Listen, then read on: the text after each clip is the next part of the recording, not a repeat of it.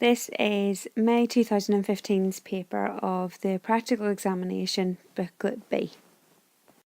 So now we're on to the observations and deductions for our organic compound.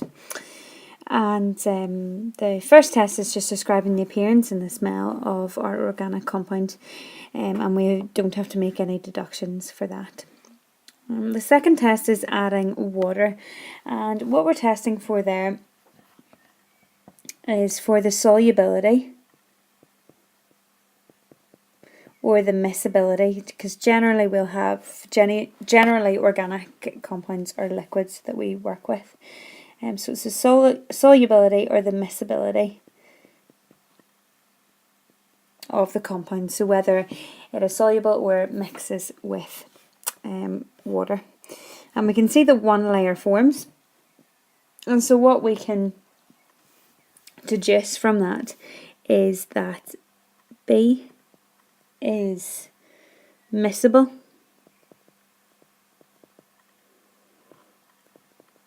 with water,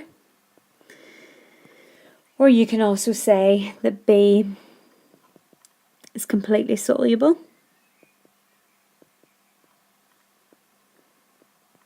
in water. Or else you can actually say that there's an OH group present,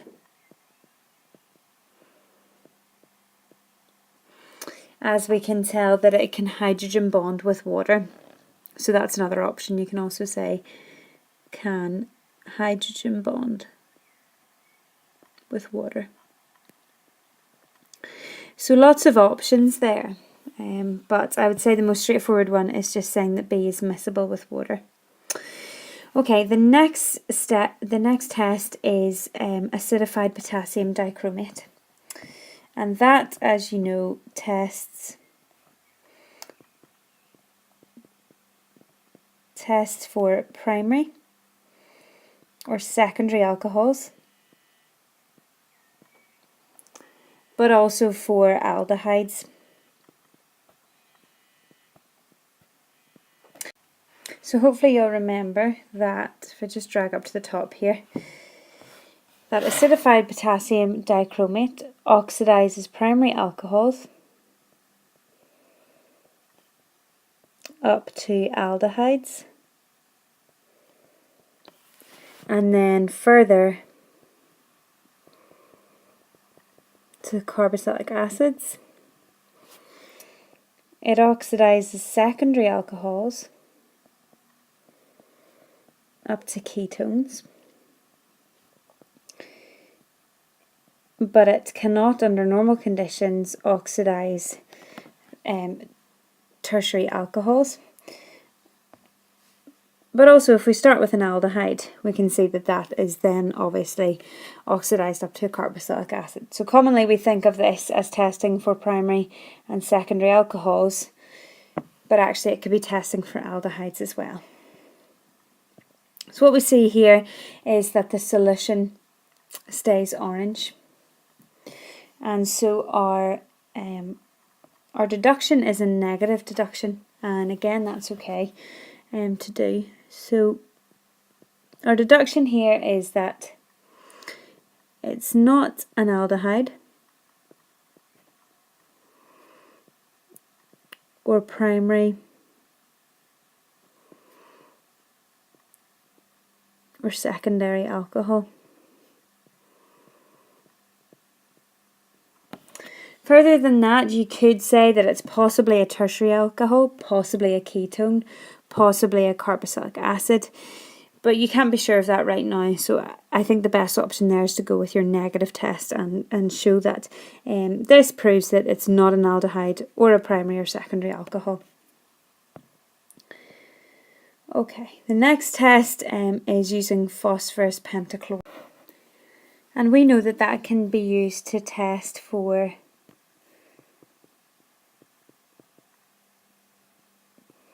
either an OH group or a COOH group.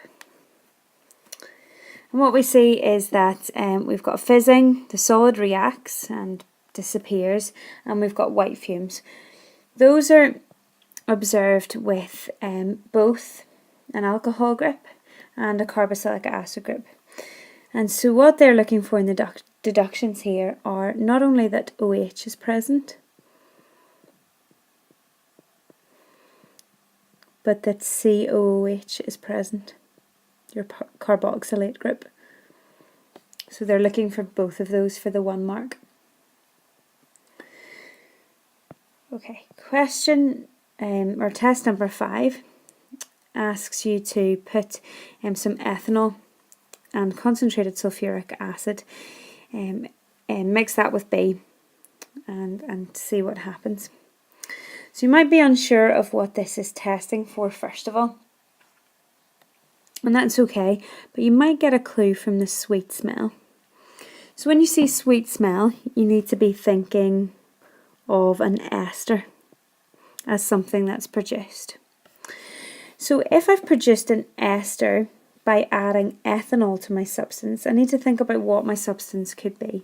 So ethanol plus what would give me an ester? And hopefully you remember from last year that we produce an ester from reacting an alcohol with a carboxylic acid or an acyl chloride. So our deductions here, because of the sweet smell, we can deduce that we have produced an ester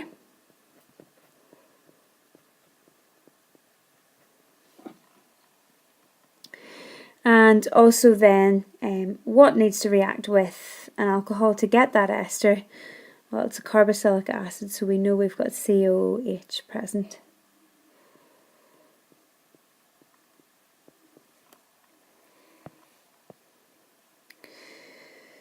And lastly, we are testing the substance using sodium carbonate. And this is again testing for the COOH group.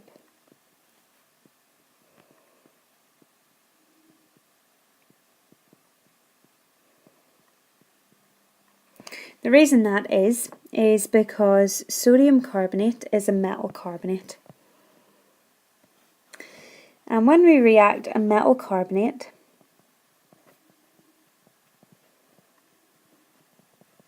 with acid,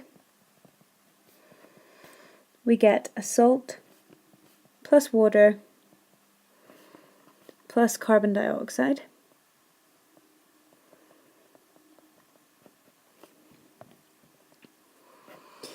And what we can notice from what we would then observe would be fizzing due to the carbon dioxide gas being given off. So if there's fizzing, that means that I'm producing carbon dioxide, which means that my carbonate is reacting with an acid. So we can see here that we do have the positive result. We can see that there's fizzing and that the solid dissolves. What we can deduce from that is firstly, as I just said, that there's carbon dioxide released.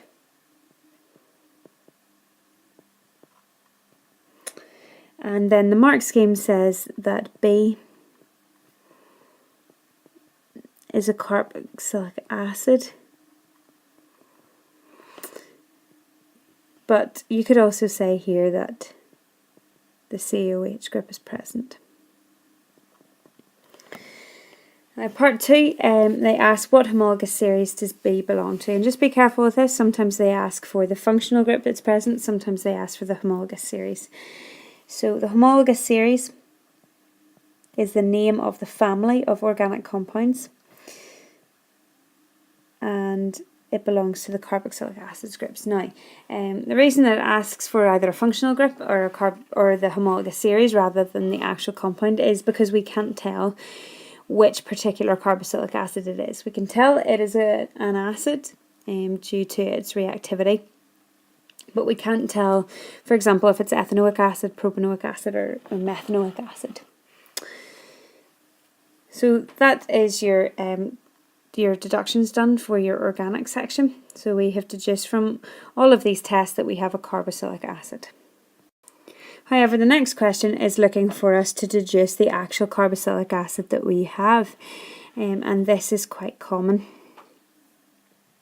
So what can we get from a mass spectrum? Well, the key bit of information that we need for this is our RFM or RMM. And don't be misled by the base peak. So the base peak is your most stable fragment, and that's why it corresponds to your most abundant peak, but that's not necessarily your molecular ion peak. Your molecular ion peak, as you can see, is down here at 88. And so what we need to do is try out a couple of carboxylic acids to see what their RMM is. So, for example, if I start with ethanoic acid, so CH3COH, well, that's going to be 12 plus 3 plus 12 plus 16 plus 16 plus 1, which gives us 60. So you can see that that's too low. What about then propanoic acid, which would be CH3CH2COOH? Well, what I've added here extra is this CH2 group, which is going to be 12 plus 2 is 14. So I'm adding 14 here. And so my RMM is 74. Still too low. Let's add in another carbon. And again, we've added in an extra CH2 group. And so this time we're plus 14 again, which is 88, which corresponds to the molecular ion peak. So what we have here is butanoic acid with four carbons. So I'll rub that out so we can draw our structure. Now there's a couple of different options with this. You can just draw it in a straight linear chain form. And notice that it says showing all the bonds present. That means I can't write my OH group as OH. I have to write it as O-H. Just be careful about that because you would lose a mark if you didn't draw the OH group out in full. So there's butanoic acid. Or what else could we have? Well, we could have branching. So I could essentially move this methyl and methyl group to this position on the carbon. And so what we would end up with is a chain of length 3. So it's going to be based on propanoic acid.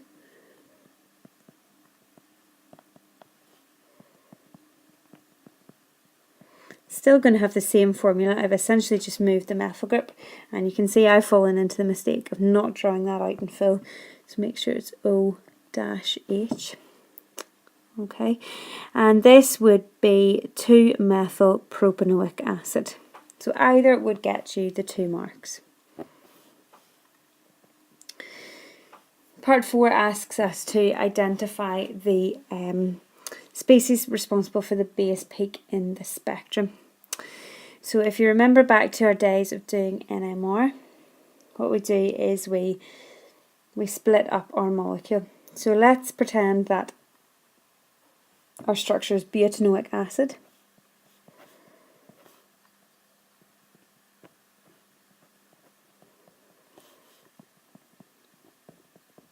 And we'll draw it again down here. And this is the easiest way to do it if you draw it out in full. And then divide it off into the main sections. So I'm going to divide in between each carbon-carbon bond. Okay, then I want to write the RFM of the different fragments of my molecule. So this group at the very left would be 1 carbon plus 3 hydrogens, which is 15. CH2 group is 14. CH2 group is 14. And then my COOH group is going to equal 12 plus 16 is 28, plus another 16 is 44, plus my hydrogen is 45. If I look back to my spectrum, we can see that the base peak is at 59. And so I need one of these fragments, or the sum of some of these fragments to equal 59, sorry. And we can see that if we add these last two, we would get a total of 59. So the fragment that then is responsible is going to be the CH2, COOH. But remember, we must write it in brackets with a positive charge.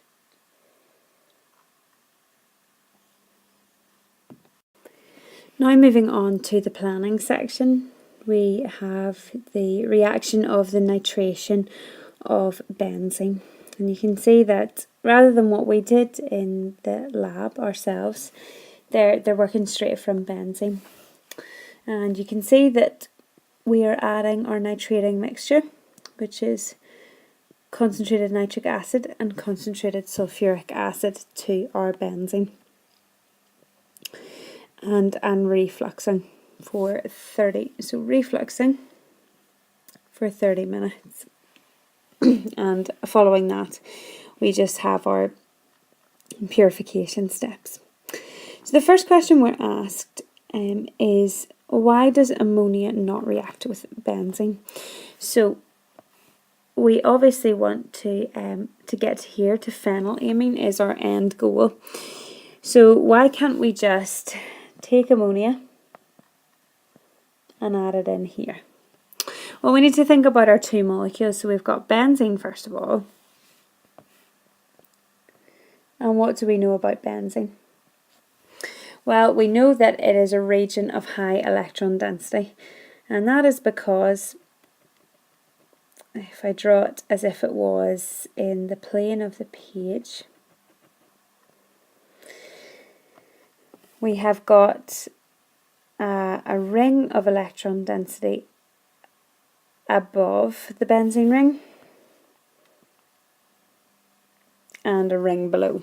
Those are very disproportionate. I'll maybe try that one again. So we have a ring of electrons above and a ring of electrons below. So benzene is very electron rich. And so if anything, it's open to attack from electrophiles, because it'll be something that wants electrons, that loves electrons, that is looking for a region of high electron density, a bit like the reactions of alkenes. And then let's think of ammonia. Well, what is ammonia? Ammonia is NH3. And what is it that determines ammonia's reactions and reactivity?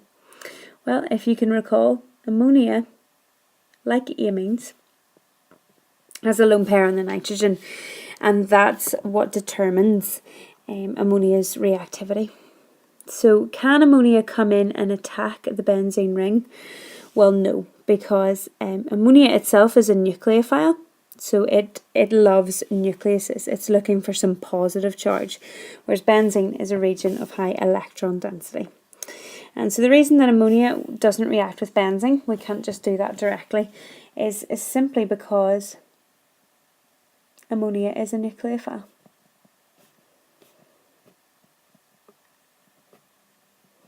So it's looking for some positive charge or some delta positive charge rather than a region of high electron density like in benzene. The second part is just your general practical methods, and that is asked to for you to define the term reflux, and that's quite commonly asked. And all reflux is repeated boiling and condensing of a reaction mixture. So repeated boiling and condensing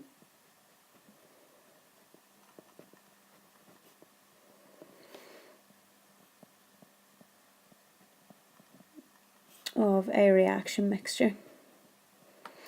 So if you think about what reflux is, in my terrible drawings, you've got a round bottom flask and you fit in your condenser here, and rather than with distillation, your column is fitted vertically rather than horizontally. So there would be your in and your out of your reflux condenser. So what we do is we heat here, and basically it heats up our, the problem is that the organic molecules are unreactive, and so we need to heat them up to get them going. But they're also volatile, they have low boiling points. And so if we didn't have the condenser and we just heated it up to get the reaction going, what we would find is that our organic material, our products and our reactants would escape as gas. But what we have instead is, yes, our organic molecules will boil, but near the top of the condenser.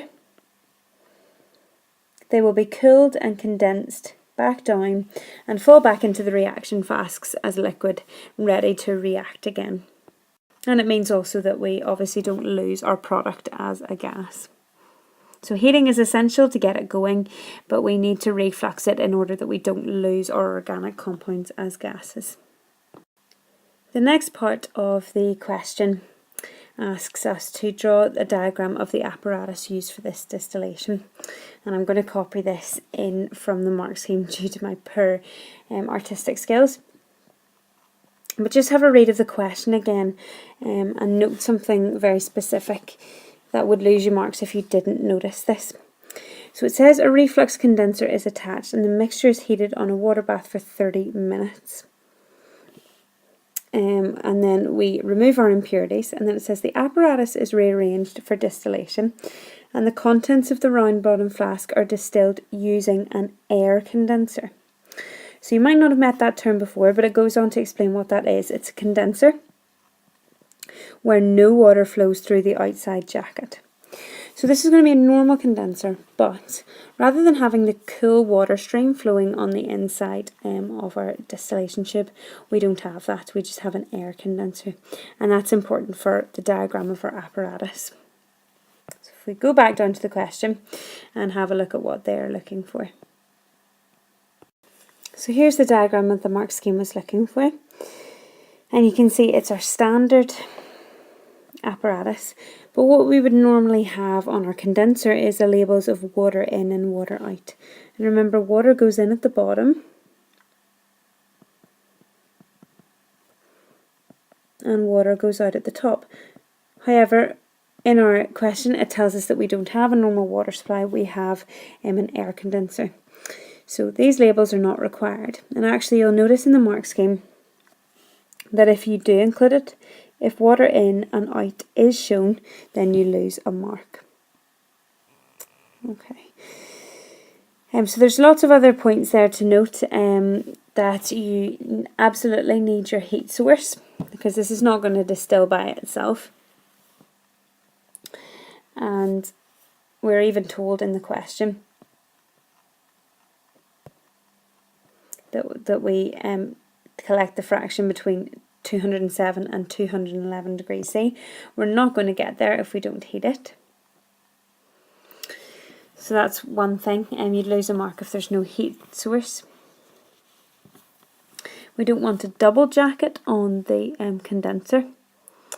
We want to make sure our distillation flask is open and not a sealed apparatus. Again, you would lose a mark if the apparatus was sealed. We do, however, want a continuous connection, so there needs to be no gaps in this flow of distillation. Otherwise, we'll lose our product wherever the gap is. And obviously, we need a thermometer. It's not essential for the process, but it is essential for knowing what temperature we're at and knowing that we want to distill the product, the desired product, at just below 211 degrees. So it's really important that we have that thermometer there to know what we're boiling off, because obviously things like water will boil off first, will distill off first, and we want to collect the fraction that appears at around 211 degrees C. The next question is an organic question, and these types of questions come up all the time. And it asks you to calculate the volume of benzene required to synthesize 7 grams of nitrobenzene, assuming a 90% yield. So where I start with this type of question is always with the equation. And if you remember, we are nitrating our benzene. So there's a couple of different ways we can write this equation. Firstly, might be easiest to draw it structurally. So we've got our benzene plus our nitronium ion react to give us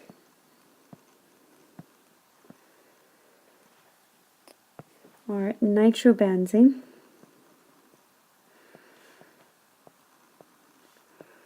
plus an H plus ion is eliminated. So that's one option, and it might be helpful to write our formula equation underneath. So that is benzene is C6H6 plus our nitronium ion, NO2 plus, reacts to give us C6H5. One of our hydrogens has been replaced by NO2 plus H plus. So that's one option, or the other option is to write it as the reaction with nitric acid. So in that case we would be doing our benzene plus nitric acid reacts to give us our nitrobenzene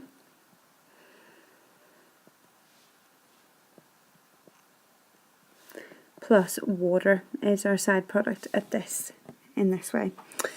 Again, we could write our formula equation underneath, C6H6 plus HNO3 react to give us C6H5NO2 plus water.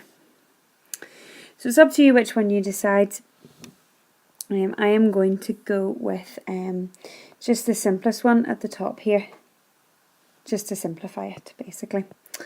Okay, so I'll move that all up there and we'll get our question back. And so writing our equation, that was C6H6 plus our NO2 plus reacts to give us our nitrobenzene plus our H plus ion that is eliminated. Now there are a couple of different choices for when we can take into consideration the 90% yield, but I prefer to just take it in to consideration at the start.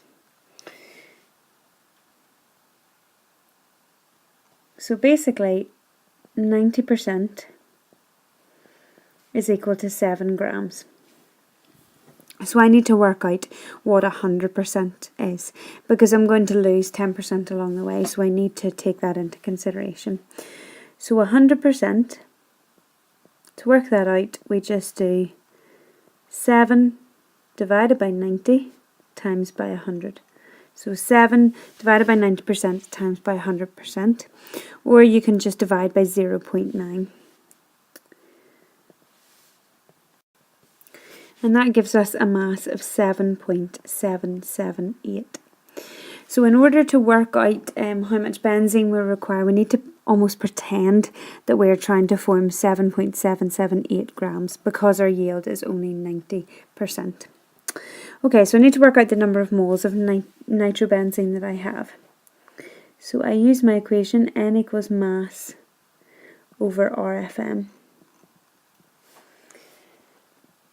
I use my new mass here, so the mass is 7.778 divided by the RFM of nitrobenzene, which is 123. When I put that into my calculator, I get that the number of moles of nitrobenzene formed are 0.06323 moles. Okay. And so I want to work out the mass of, the volume of benzene required to produce 0.06323 moles of nitrobenzene. Now, this is why the equation I use, either choice were fine, because the important thing is that I have a 1-to-1 ratio here. So in order to react to give 0.06323 moles, I need to react 0.06323 moles of benzene. So from this I can work out the mass of benzene that I require. So mass equals N times RFM. which equals 0.06323 times by the RFM of benzene, which is 78, and that gives me 4.9322 grams of benzene. But I have to be careful at this point. The question doesn't ask me for the mass of benzene, it asks me for the volume of benzene. And if you look back on the previous page, we are told that the density of benzene equals 0.88 grams per centimetre cubed of for benzene. And so I use the equation density equals mass over volume. Rearranging that, we get that volume equals mass over density. And so my volume of benzene is going to be my mass, which is 4.9322 grams, over my density, which is 0.88 grams per centimetre cubed, which equals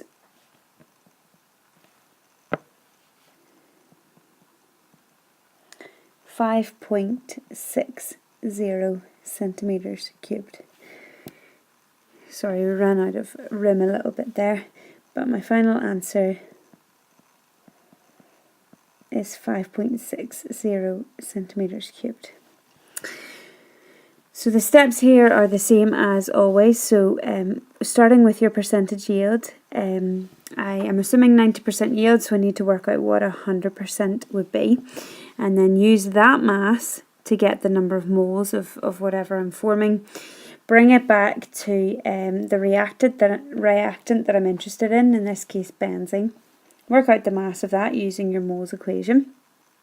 And then in this case, they wanted me to find out the volume, and so you need to be careful about that and make sure you read the question as to what they are looking for. The next part of the question is a general practical question, and it's asking about how we remove acidic impurities. And the important thing here is it also says including practical details. Because what we'll see that we add in is sodium carbonate or sodium hydrogen carbonate. And if it didn't give that detail about practical details, we could just say that we react it with sodium carbonate. But it does ask us for some practical details, and so we'll include those now. So the first mark goes for saying, and obviously here you've got your quality of written communication, so you want to be writing in full sentences in a logical sequence with good spelling, punctuation and grammar, but I'm just going to write the points that they're looking for. The first thing that we do when we're trying to remove acidic impurities, what we'll have is a liquid product at this stage, and so what we do is we put the liquid product into a separating funnel,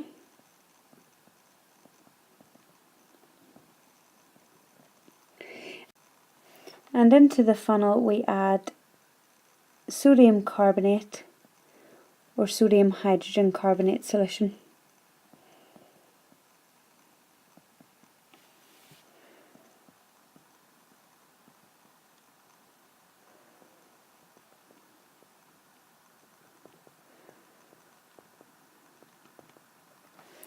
As we did a little bit earlier on, let's look at what actually that will do. So, sodium carbonate or sodium hydrogen carbonate is obviously a metal carbonate or metal hydrogen carbonate. We'll go with just metal carbonate, although the general reaction is exactly the same for hydrogen carbonate. So we are putting in a metal carbonate, and we are hoping that it will react with the acidic impurities. And that will give us a salt plus water plus carbon dioxide. just as ever with these general equations. When a metal carbonate or metal hydrogen carbonate, so I can put hydrogen in brackets there. So it's either a metal carbonate or a metal hydrogen carbonate reacts with acid, we get a salt plus water plus carbon dioxide. And this here, carbon dioxide being given off, that gives us a clue as to one of our practical techniques that we will get to in a second. So, to ensure that our sodium carbonate fully mixes with our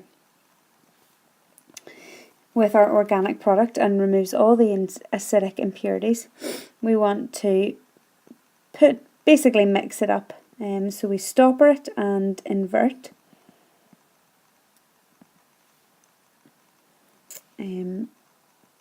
And we can shake it. You don't have to mention shaking it for the mark. But what you need to say also is you need to open the tap to release pressure.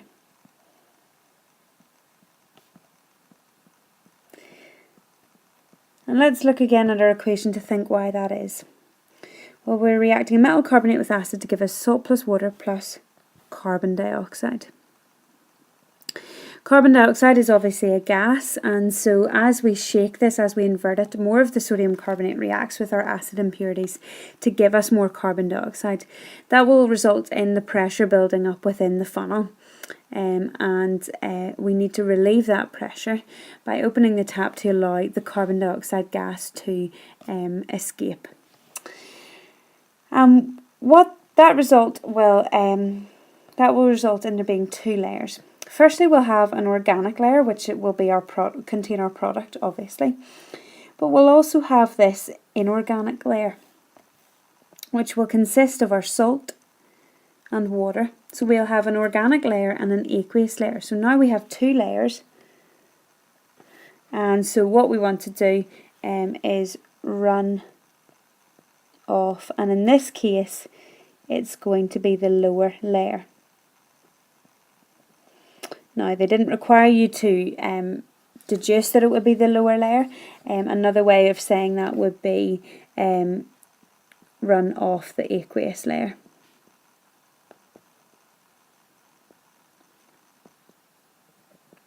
But how do I know that it's the lower layer? Well, think about it. Our product, or our reactant, one of our reactants was benzene, which had a density of 0.88 grams per centimetre cubed.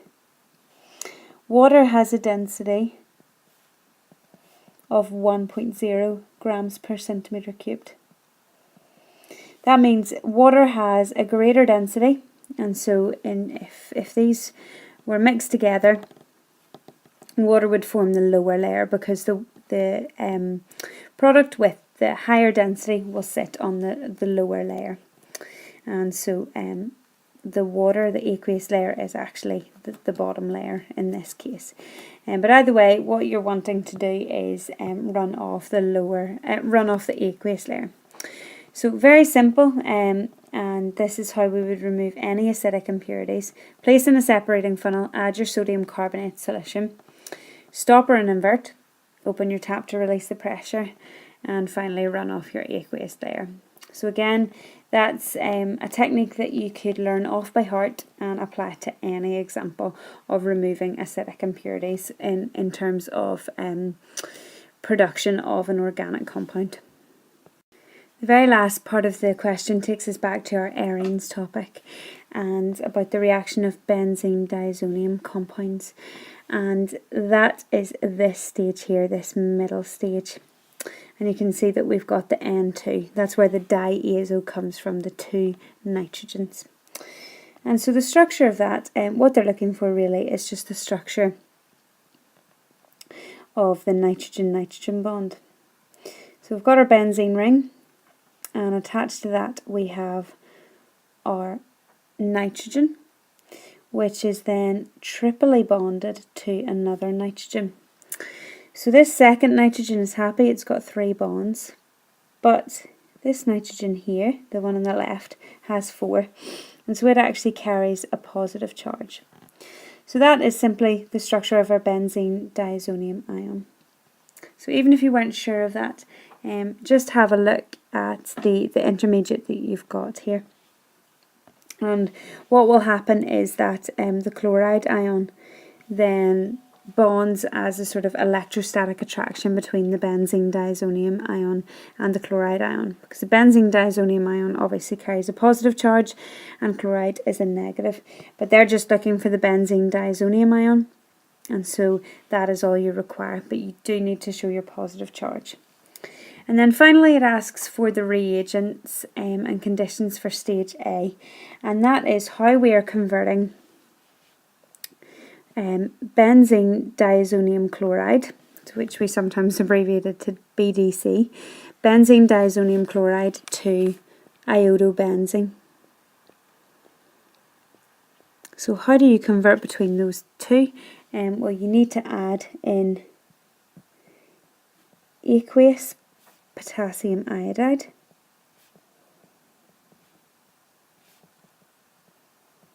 hopefully that's something you remember, and our conditions are they would accept either warm up, heat, or what we tend to do with our organic compounds is that we reflux them. Just as earlier we talked about how organic compounds, we need to heat them up in order to get them to react because they're quite unreactive. But also we then run the risk of losing them as gases because they're quite volatile. And so refluxing prevents that because it is continuous boiling followed by condensing. And so anything that's about to escape off as gas will be condensed back down and we won't lose any of our product. So that's how we get from a benzene diazonium chloride to iodobenzene, warming it with aqueous potassium iodide.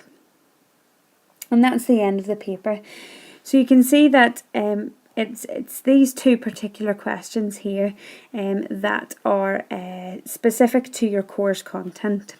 So you can see that that's a total of 2 plus 2 marks is 4.